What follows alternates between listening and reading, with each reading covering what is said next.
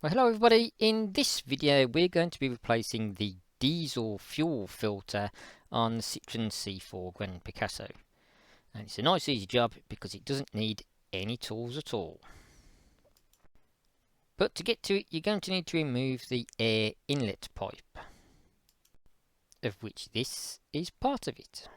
You only need to disconnect this end of it by giving it a little turn counterclockwise and then pulling it downwards out of the upper air tube. With that done, you just need to remove this upper air tube. Now, mine is very loose and not connected well at all, hence the cable tie.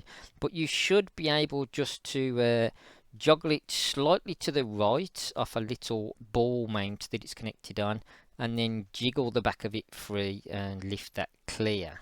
Because the diesel filter is located right beneath it.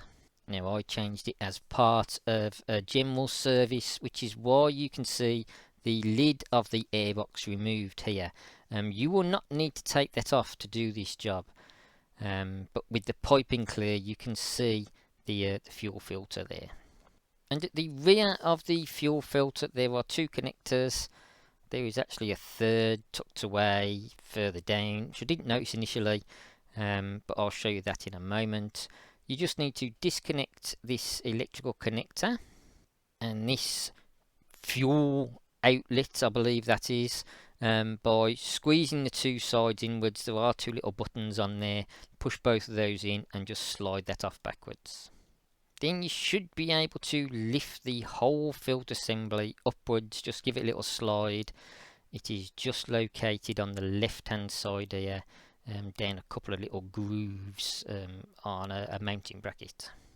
Then you can get to the underside of it where there is another electrical plug. It goes into a receptacle on the fuel filter, but there's no actual pins on the fuel filter. It is just a dummy port. And then there is the overflow or the bleed pipe going down. You need to pop that off too.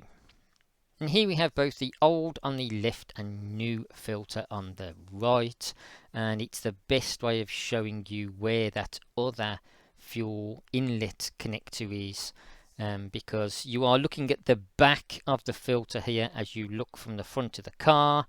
This is the top fuel outlet pipe I showed you disconnecting earlier, and just below it, and obviously behind the filter, is the inlet. It is the same type of connector, just squeeze both of the sides of it and slide it off. But as part of the filter I bought, and I wouldn't recommend buying this one, I will show you the brand later, and possibly the same as every other filter though. This part is separate. It does disconnect out of the filter block. If you just pop a little screwdriver in this gap here and tease them apart, this section of the filter will become disconnected. I have put some lube on the end of it here to make it easier to fit into the new one, because I didn't notice there were two new O-rings in the packet, so do be careful of checking for those when you order yours. And it slides into the same location on the new filter. Now, the filter I bought has got this little clamping device to stop that additional part from sliding free. Not all filters will have it. As I say, the OE one didn't. It used some other sort of fixing to hold it in place. So just be aware that there are going to be some differences in the filter you take off compared to what you put on, because it might have been changed in the past as well, and you might have a fitting like this already. And this is why I wouldn't recommend buying the specific filter I have. This port here should be hollow, because on the original, that is where you can drain off any water that builds up in the filter.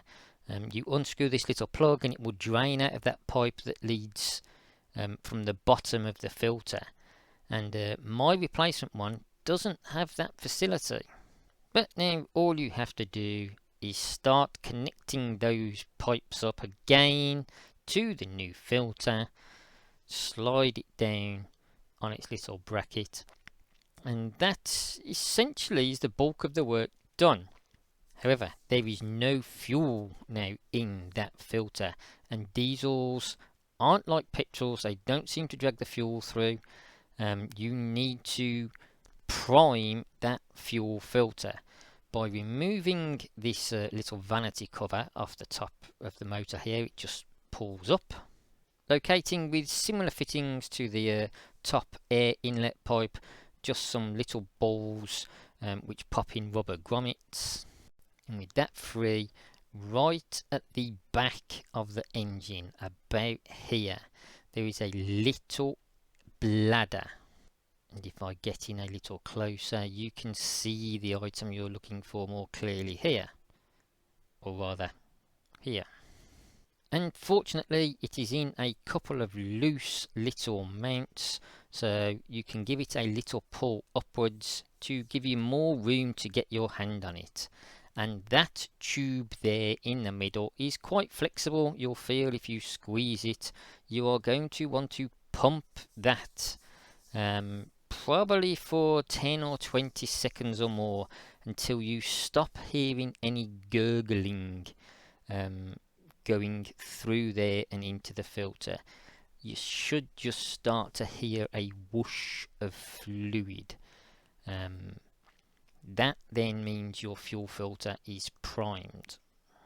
And once that's done, you can pop that back down in its little receptacles, put the vanity cover back on the engine, and you are done. So thank you very much for watching. I hope this was of some help to you. If it was, please subscribe to the channel, hit the like button. But whatever you're doing, folks, do stay safe, take care, peace everybody.